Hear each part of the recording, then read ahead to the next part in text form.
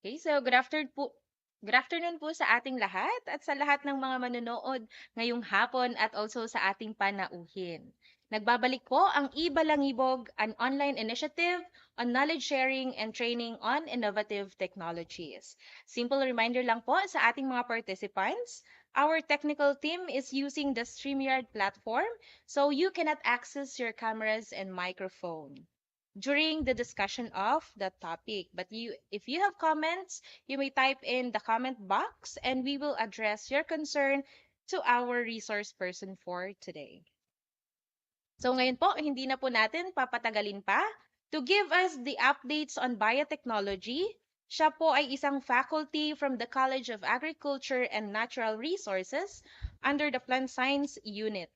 She finished her degree in agricultural biotechnology, major in crop biotechnology, specializing in molecular plant breeding at University of the Philippines, Los Baños, Laguna. and she is currently taking her master's degree in plant science at Central Bicol State University of Agriculture. So without further ado, let us all welcome Ma'am Zyla Capiz Avila. So thank you, Ma'am Lizelle. Thank you for the introduction. And thank you for inviting me in this e-Balangibog webinar series. So my topic for today is about the updates in biotechnology. So for further understanding of what is really biotechnology, I will first define it.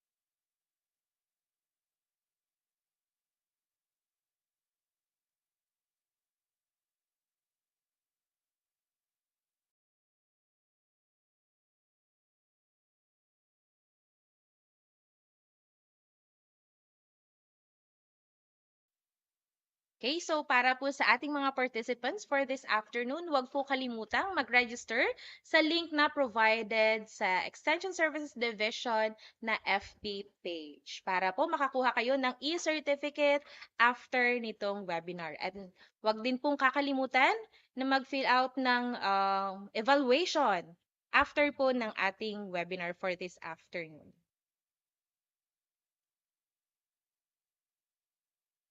At ayun nga po, ngayon po ay uumpisahan na ng ating resource person ang pagbibigay ng updates on biotechnology. Okay, so let me proceed.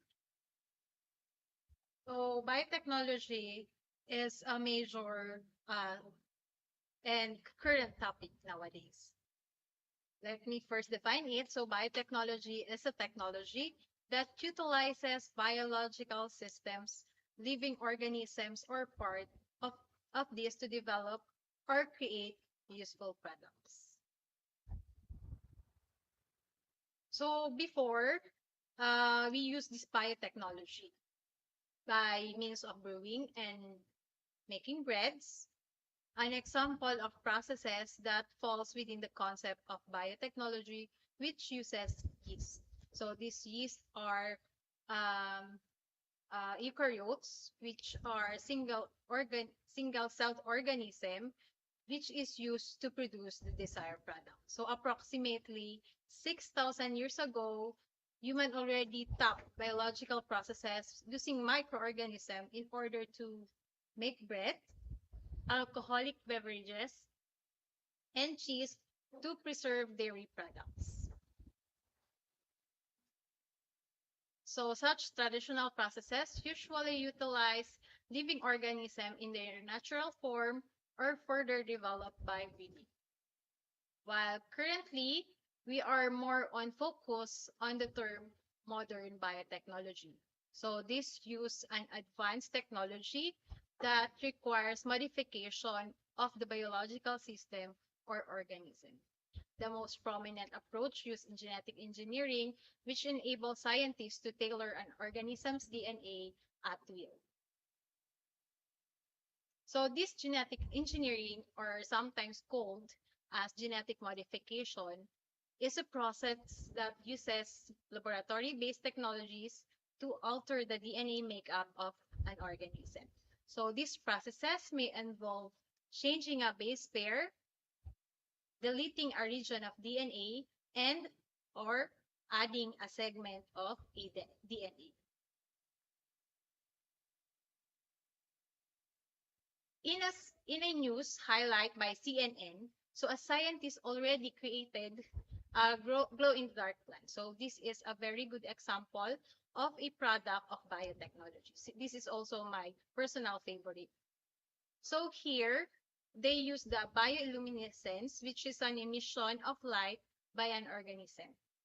This occurs in a wide range of animals and microorganisms, which includes fungi, insects, fish, marine invertebrates, and bacteria.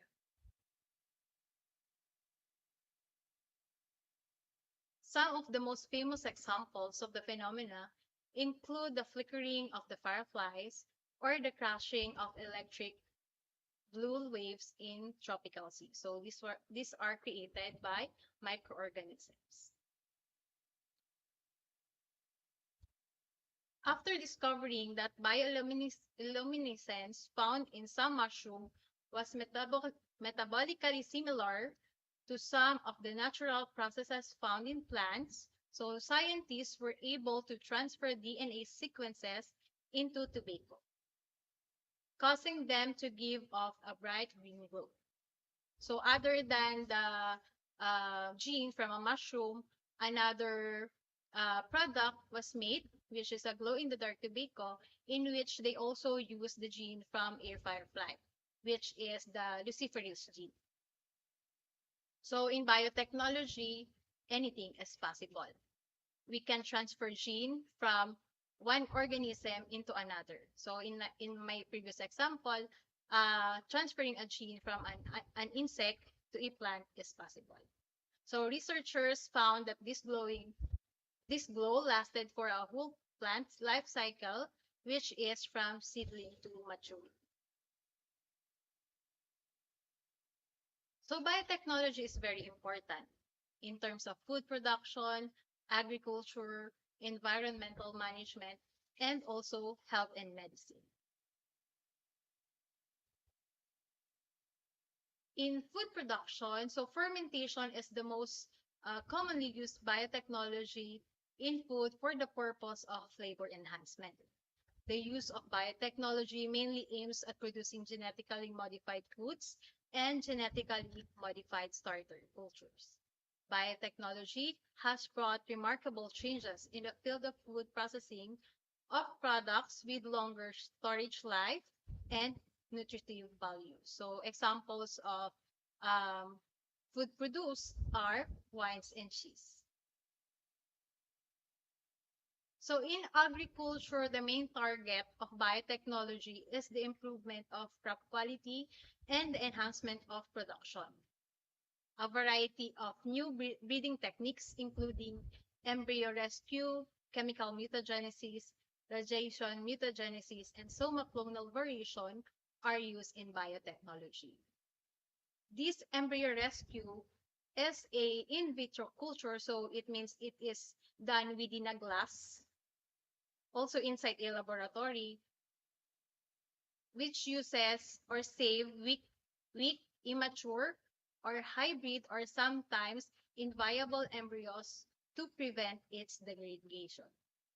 The procedure involved excising weak, immature plant embryos and culturing them on a specialized or a specially devised culture medium. So this is an example or the process of embryo rescue. So we need to select the immature seeds and it must undergo sterilization. This sterilized seed must be, its outer portion must be removed. Then the embryo will be excised and will be planted on a medium. Mostly common medium use is a solid media, which uses agar that contains all the necessary nutrients needed by plants for it to grow. After an overnight stay in the medium, so the embryo will grow. After a week, plantlets will grow and it is ready for transplant. So prior to planting it in a greenhouse or outside the laboratory, it must undergo acclimatization so it can adjust to the environment. So again, it is grown inside the laboratory. So the environment is controlled, especially the temperature and the light. So to avoid death of the plant, it must adjust first to the temperature and light. Another process is the chemical mutagenesis and radiation mutagenesis. So this deals with mutation in which there is an alteration of the DNA. The only difference is the used material. For example, in chemical mutagenesis, we use chemicals like ethylene bromide, and sodium acid. While in radiation mutagenesis, we use UV rays and other radiations. Another one is soma clonal variation. So this variation is seen in plants that has been produced in tissue culture. So embryo rescue and soma clonal variation both uses tissue culture, which is also a tool or technique used in biotechnology. Variations may include the change in leaf shape, color growth rate, habit, and sexual fertility. So usually it is an inherited mutation. Soma clonal variation is not restricted to, but is particularly common in plants generated from callus. So this is a picture of a callus. So this is an in vitro culture of Arabidopsis.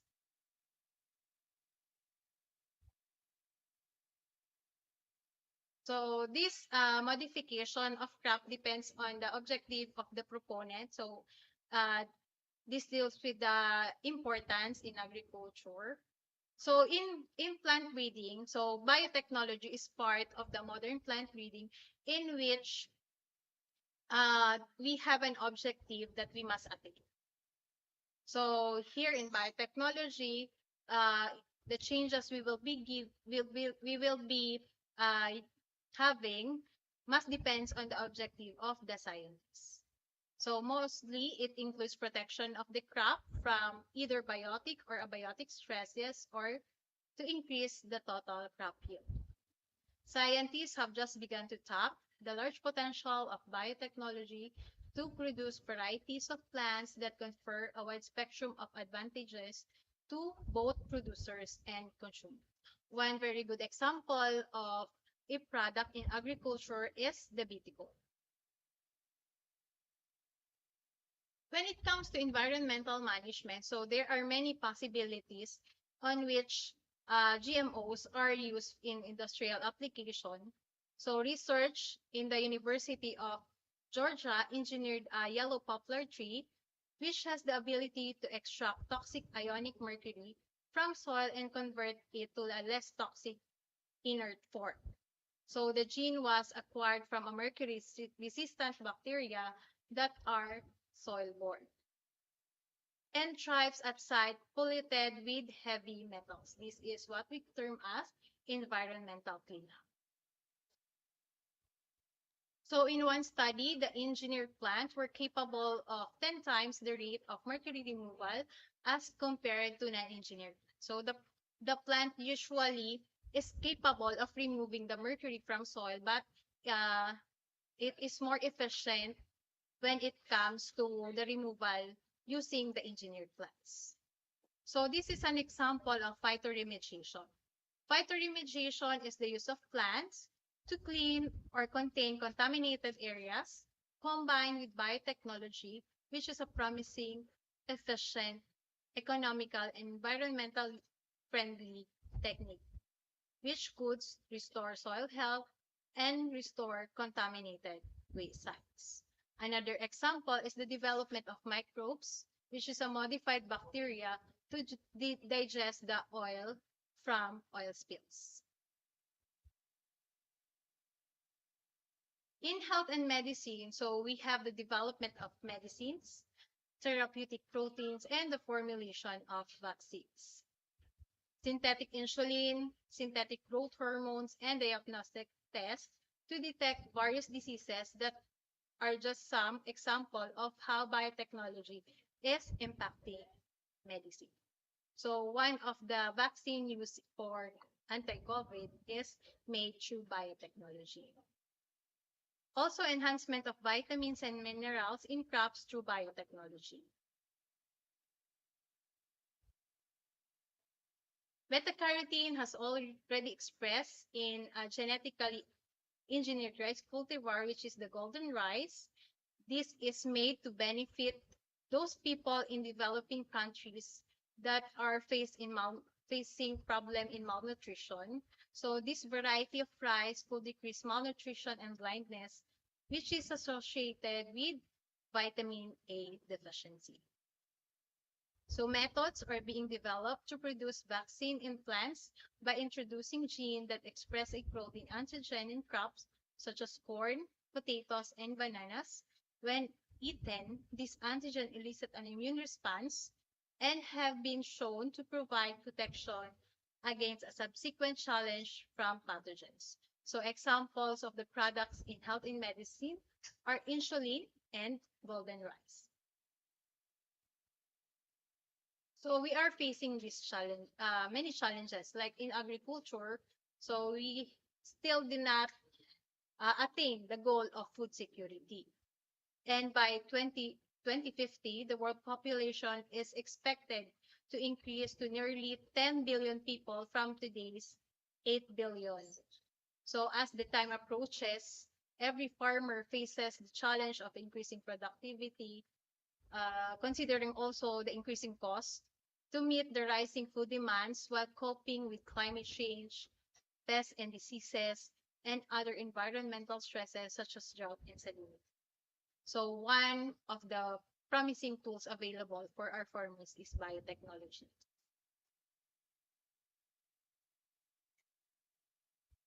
So biotech crops, since their first year of commercial planting, which is in 1996, have remarkably produced higher yields using fewer inputs than conventional varieties. The recent reports published by the International Service for the Acquisition of Agribiotech Application, or ISAIA, reveals that in 2019, farmers in developing countries continue to adopt and benefit from the technology. Currently, the global status of biotechnology, so the most recent data I have searched is in 2019, which is the 24th year of commercialization of biotech crops. Adoption was recorded for a total of 72 countries. Of this number, 29 countries planted and an additional 43 imported biotech crops for food, feed, and processing. A total of 190.4 million hectares of biotech crops were grown by 29 countries, which includes 24 developing and 5 industrial. A total of 56% of the global biotech crops areas were grown in developing countries, while industrial countries planted the remaining 44%. For the last 24 years of commercialization, a total of 2.7 billion hectares of biotech crops were planted by almost 30 countries across 6 continents. So there are the top 5 biotech growing countries, which are USA, Brazil, Argentina, Canada, and India. So they grow about 90% of the total biotech crop areas in 2019. In recent years, more biotech crops were developed. So these crops include alfalfa, sugar beets, sugarcane, papaya, safflowers, potato, eggplant, squash, apple, and pineapple.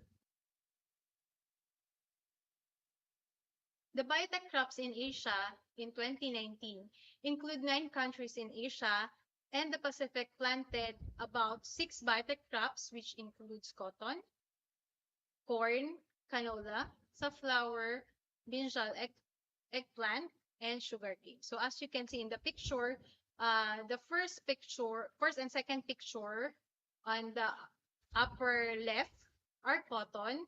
So there is a comparison of a BT cotton and a non-BT cotton. So it is made to be resistant to pests. As you can see, the yield is better in the BT cotton. The canola was also made to be resistant to pests, same as the sugarcane. So you can see the difference in the BT sugarcane and the non-BT sugarcane.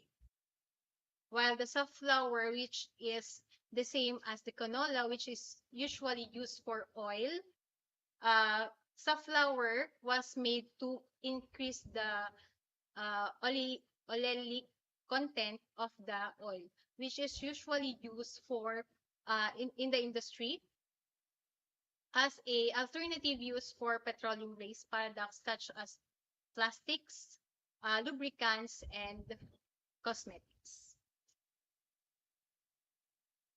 Three countries that planted more than 1 million hectares of biotech cotton, and they were among the top 10 biotech crop growing countries include India, Pakistan, and China.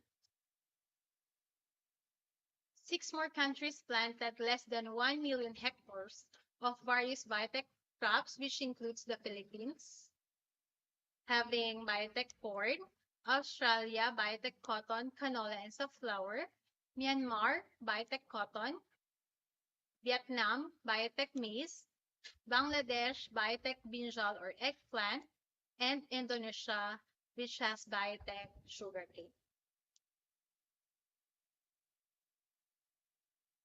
Biotech crops in the Philippines that is currently commercially approved GM crops include BT cotton, HT cotton, stock trait corn, golden rice, and BT eggplant. So this BT corn was the first to be commercialized, same as the HT corn. So these are single trait corn which has a borer resistant. In 1996, so this was commercialized in 2003. So in 1996, the Philippine Department of Agriculture gave the green light to a yield guard, a corn variety developed by seed giant Monsanto. So before, this BT corn is already being planted in US. So the Monsanto particularly is the company that is responsible for selling that specific variety of seed. So in US and European countries, so they are also having a problem in European corn border. So at that time, farmers particularly are also having problems with Asiatic corn borer. So they have an idea to apply the technology here in the Philippines. So it is approved in the US and carries a foreign gene from the soil bacterium Bacillus thuringiensis. So this is a naturally occurring bacteria in soil. This BT helps ward off the voracious corn borer and should help bring down the pesticide use according to Monsanto. So the only way to combat this corn borer is by using pesticide. So the Philippine researchers had studied BT corn for years. In 1997, plant breeder Eduardo Fernandez of the University of the Philippines in Los Baños carried out the first greenhouse trials with the new corn in collaboration with Cargill Seeds, which was later bought by Monsanto. With approval of the National Committee on Biosafety of the Philippines, so they are the one to approve the GMOs, particularly the crops. Fernandez and others subsequently carried out a series of field trials, first at one site in Mindanao and later at 16 other locations. The Philippines was the first country in Southeast Asia to plant BT maize in 2003 and has become the model for scientific-based and thorough regulatory policy in the region since then.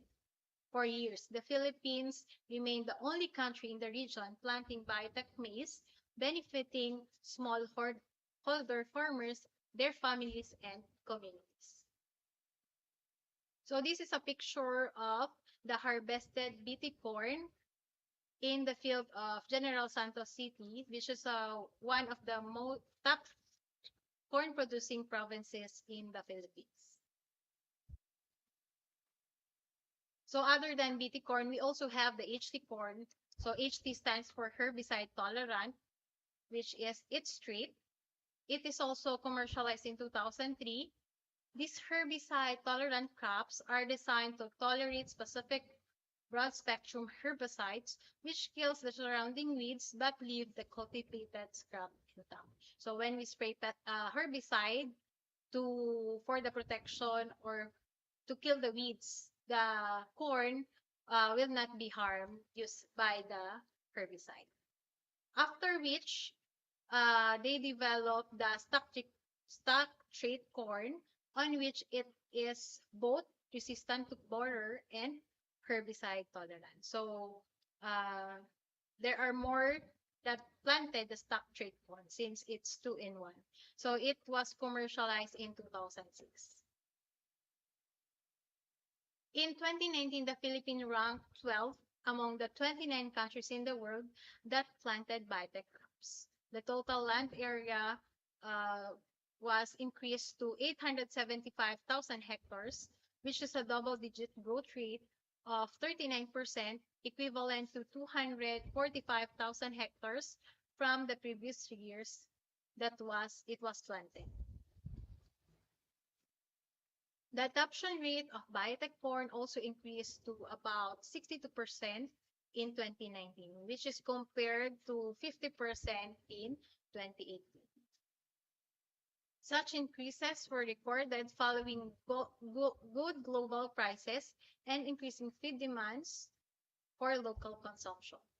The farm-level economic benefit of planting biotech corn in the Philippines from 2003 to 2018 was estimated to have reached 872.6 million US dollars.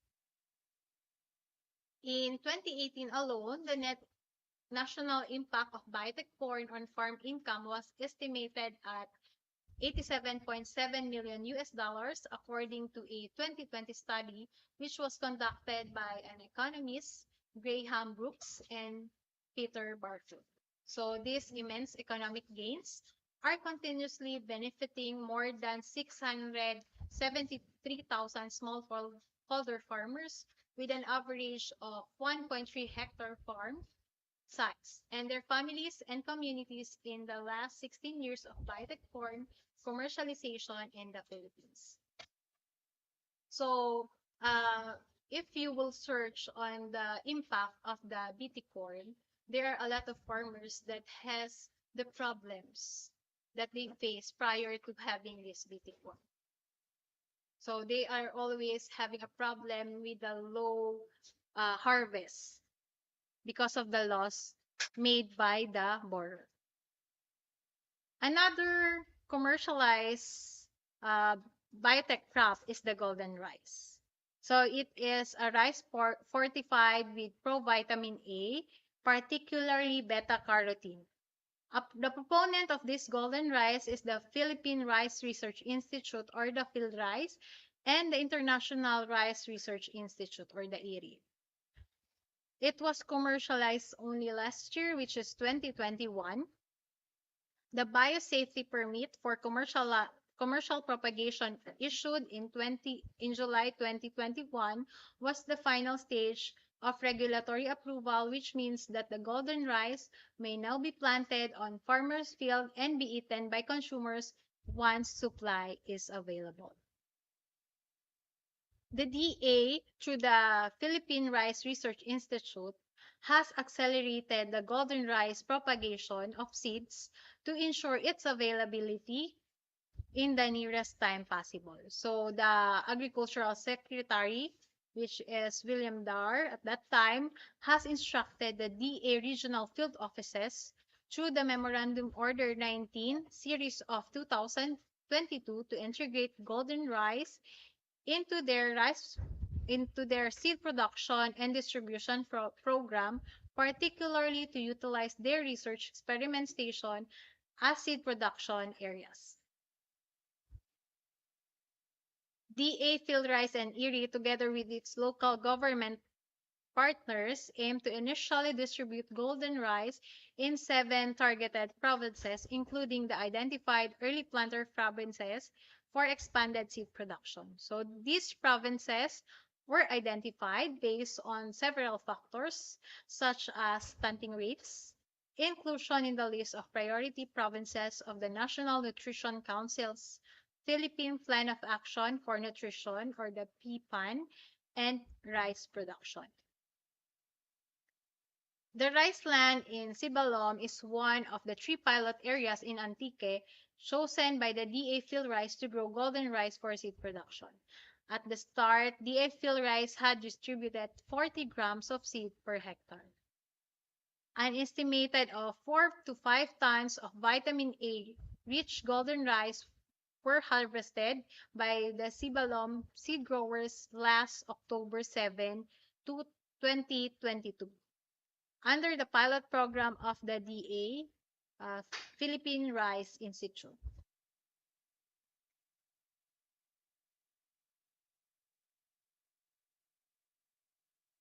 Seed growers seed grower Emerson said that the variety is better than the usual varieties or the regular varieties. According to him, the stalks are sturdier compared to other seed variety. Also, it does not get logged. Like in Antique, where they are facing a lot of, they are having a lot of storm.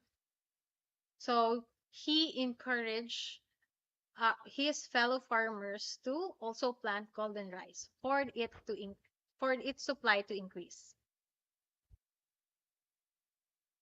The Department of Science and Technology, Food and Nutrition Research Institute had placed Antique as the second in Western Visayas with the highest prevalence of stunting in 2019. So that is why it is chosen to be also a pilot area where golden rice must be planted.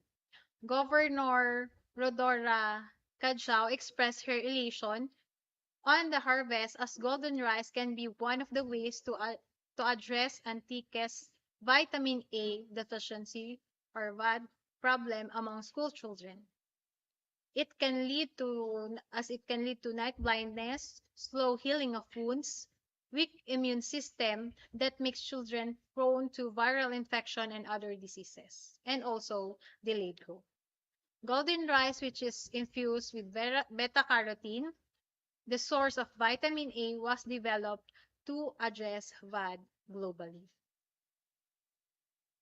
The harvested palay of golden rice must be dried, certified, and then it can be distributed to more farms in Antique in the hopes of expanding its production in the province.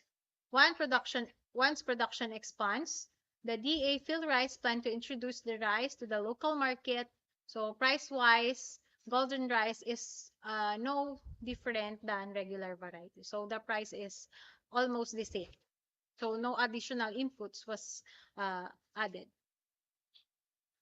Another rice land in Sibalom will be harvested by the end of October and will be distributed as milled rice for the target household.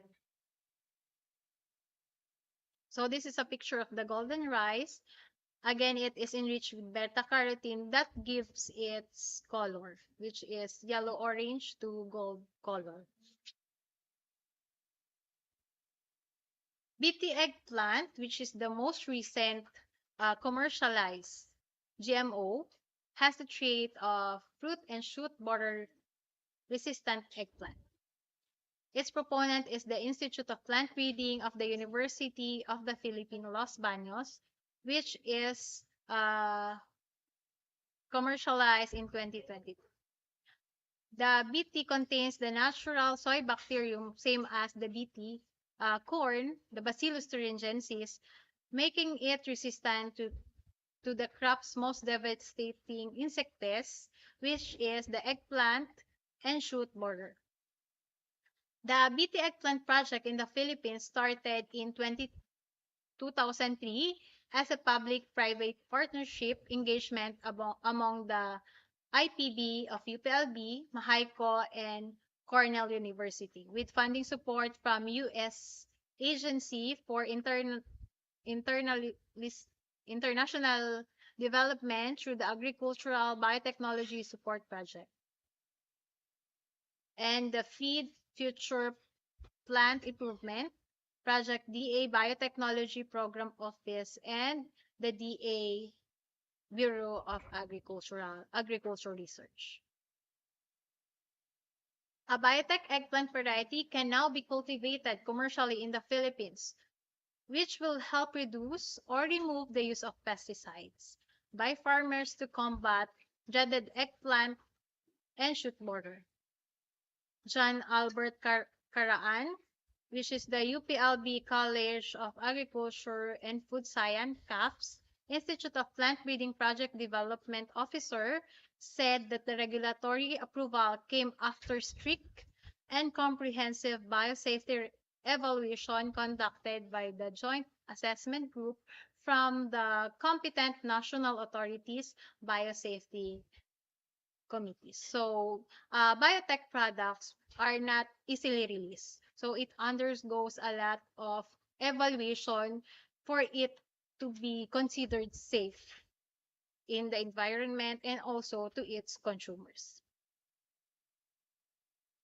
The Department of Agriculture, Bureau of Plant Industry, has granted the biosafety permit for the commercial propagation of BT eggplant to the University of the Philippines, Los Baños, in pursuant to the Joint Circular Order Number 1 issued by the DA, so the Department of Science and Technology, DNR, DOH, and DILG.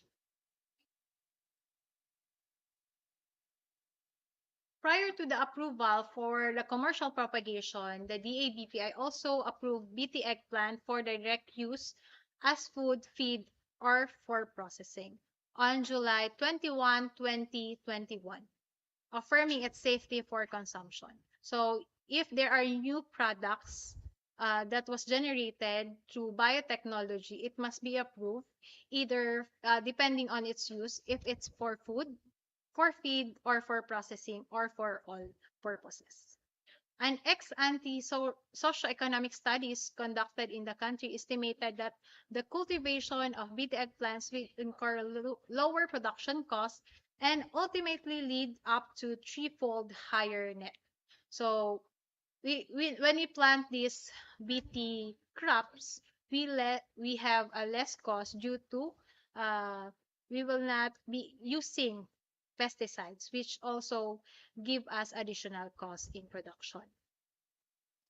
With this landmark regulatory milestone, the Philippines becomes the second country in the world after Bangladesh to allow the commercial propagation of borer-resistant BT eggplant. So this is a comparison of the non-BT eggplant and the BT eggplant. So you can see how clean the BT eggplant is. So when we have the usual eggplant that we can buy in the market is usually the non-BT eggplant, which has worms inside, which is considered non-marketable. So mas less ang income ng farmers when we have these types of eggplant.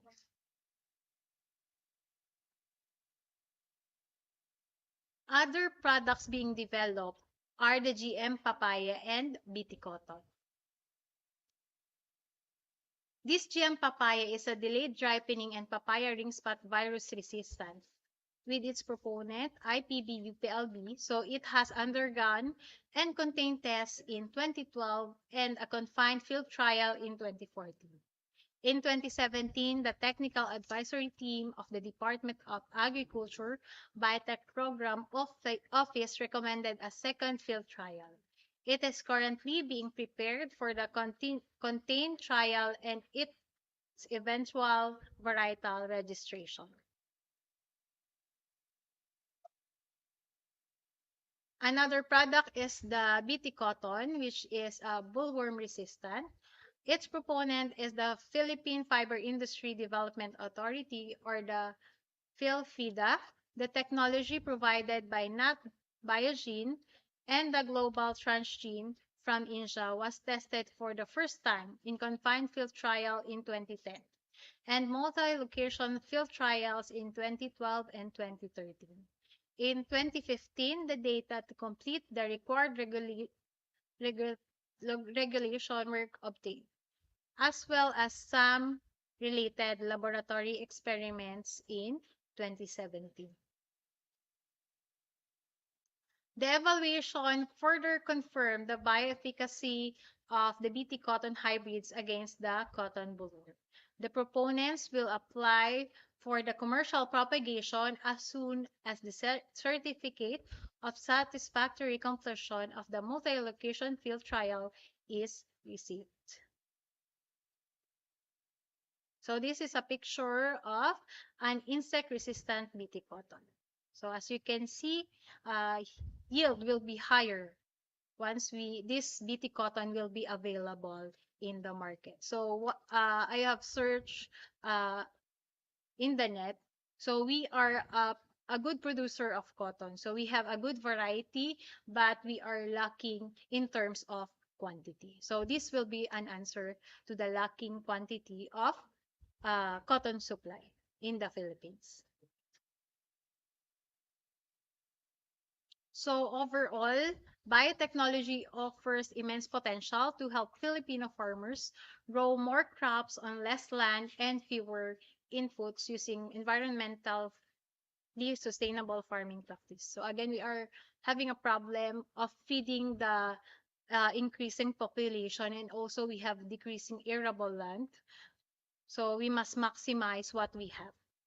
Speedy approvals of new biotech crops and traits through a prompt and transparent regulatory process is greatly needed so farmers in the country can optimize the benefits of the technology and helps in the increasing sustainable food production, mitigate climate change associated problems of drought and salinity, submergence, and emergence of new pests and diseases.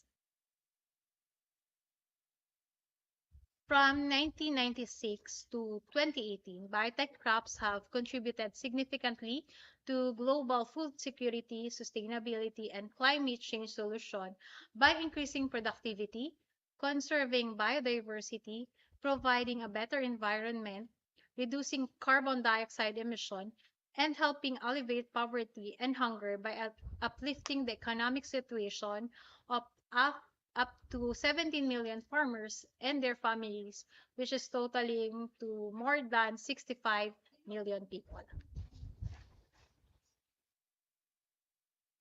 So these are my sources for the PowerPoint presentation.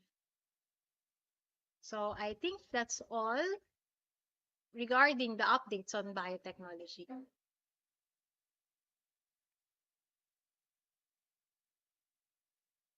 Okay, so thank you so much, Ma'am Zyla, sa pagpapa-unlock po sa aming imbitasyon sa pagbibigay ng updates on biotechnology. So ngayon po, if may mga questions ang ating participants, you may comment on the FB live stream.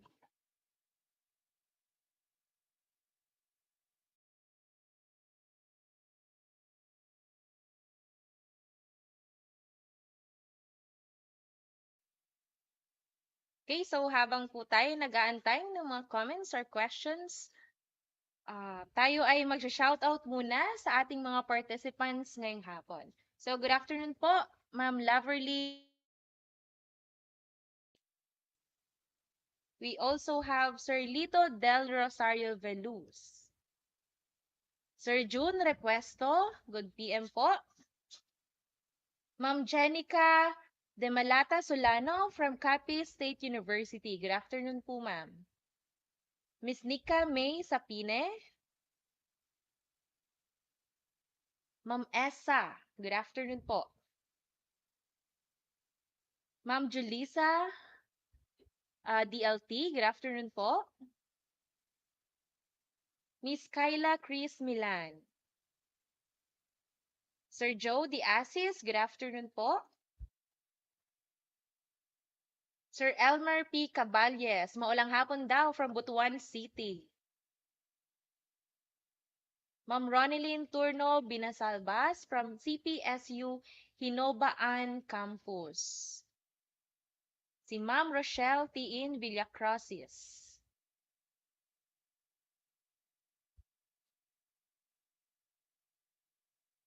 So yan, magandang hapon po sa lahat ng nanood sa ating webinar ngayong hapon. So, meron po tayong question from Sir Joe de Asis.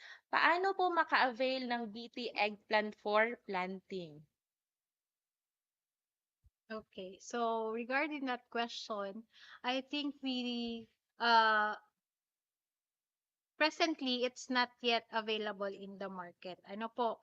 Pero, approved na siya for commercialization. So, it's yet in the process for it to be available in the market, but it's approved as it is considered safe. So, sa IPB pa po ang, ang production. So, we can coordinate with the IPB for the source of planting materials. Okay, so yan. Thank you po sa nagbigay ng kanilang question at maraming salamat Ma'am Syla sa pagsagot.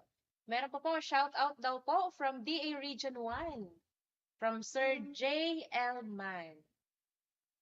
So, napapakinggan po tayo at napapanood sa buong parte ng Pilipinas. Yan, meron pa po tayong question from Sir Jonel Magallanes Garcia.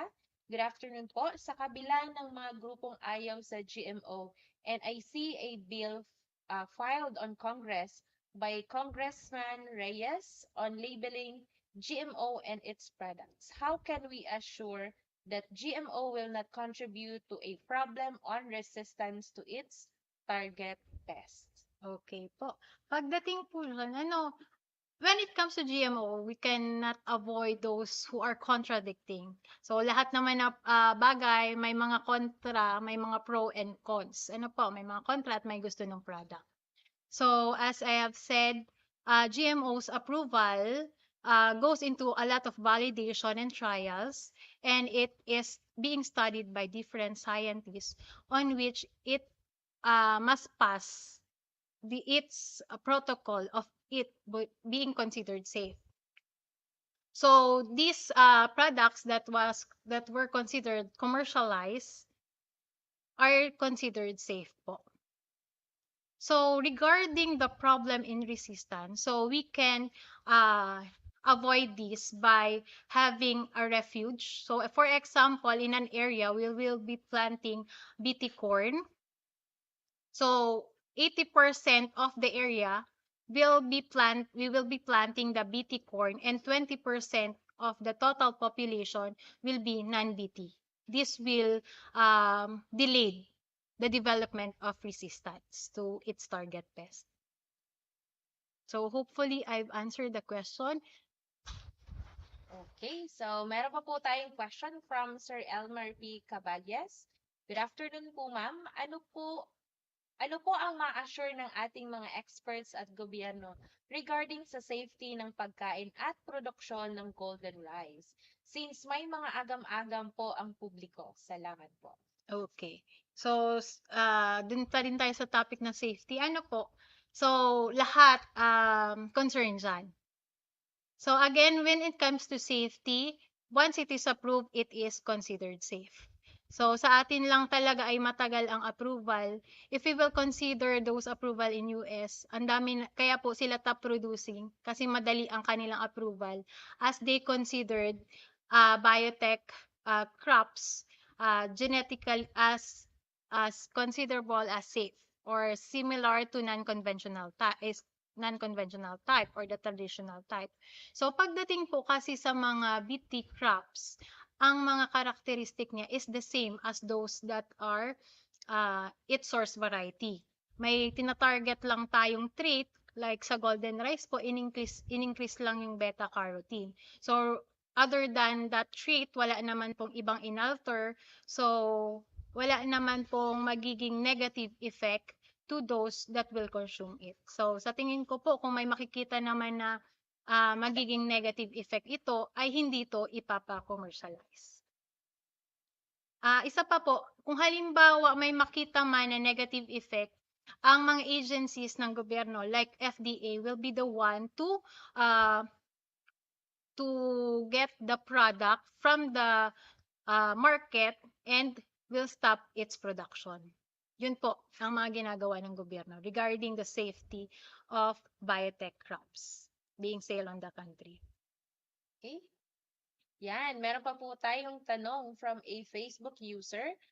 Kailan po ang commercialization ng BT cotton? Okay, regarding the specific time when it will be commercialized, I'm not sure. Ano po, minsan kasi may mga delays din pagdating sa mga trials. Lalo na tayo nga ay nakaka-experience din ng climate change, we have to consider a lot of environmental factors when we plant crops. So, hindi ko po masasagot yan kung kailan talaga siya pwedeng ma-commercialize. Okay, so ang BT cotton po ngayon ay under Development. Okay, development and trials. Yun po. So,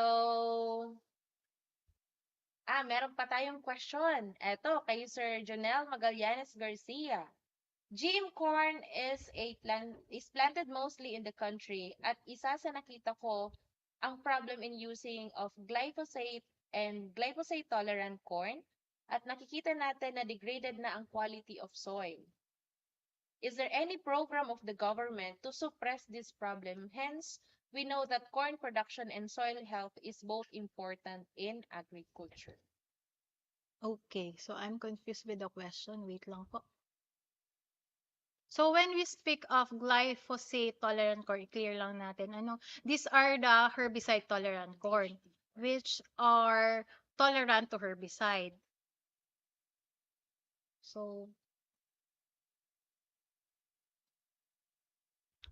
so regarding the HT corn per se, it will have no effect on the degradation of the soil. But if you are pertaining to the spraying of herbicide, is that the question? Parang ganun Parang ganun, nakaka-apekto siya sa soil. So when it comes to soil, we must always restore soil health. We can do yung pagre-rest muna ng soil. So hindi yung ang tawag dyan, yung sunod-sunod na pagtatanim. So papahingahin yung lupa, pwede din alternative crop ang itanim para yung kanyang nutrients is not the same which will be utilized by the crop. For example, magtatanim muna tayo ng mga crops na ang pinakakailangan is na, nitrogen. Tapos after that crop, so nag-harvest tayo, magtanim naman tayo ng peanut para restore yung nitrogen content ng soil and plant na naman yung dating crop. So that can be another way on which we can avoid the degradation of the quality of soil. And we can also use so minsan kasi nakakonnotate na using GMOs kontra na sa organic. Pero in my part, I am also promoting organic agriculture. Pwede naman tayong gumamit ng mga available materials as fertilizer. Yun po. Yun. Sana po ay nasagot ang question ni Sir Jonel. So, yun po. Wala nang mga questions.